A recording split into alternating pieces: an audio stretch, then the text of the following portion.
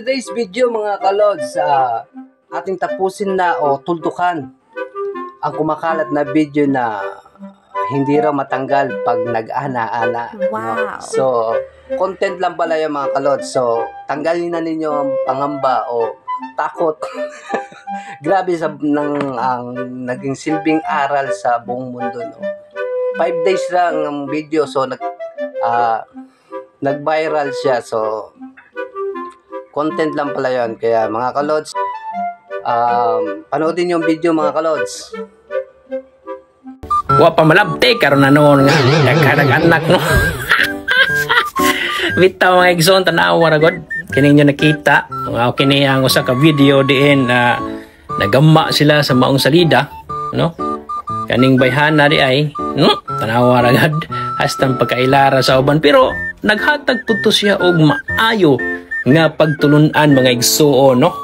O pati ako naka realize pud ba. Yawan po ba? Kulbaan po ba? Wanna just comment down below mga igsoon no, kung unsa inyong ikasulti nini.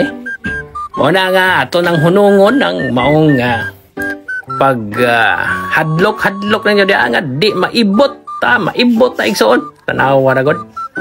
Content ra dito no sa ilahang lugar. Kay sa akong pagkahibaw dito ning nahitabo ning content dito sa Indonesia no. Grabe na mga tawaan na naangin ni noon mida.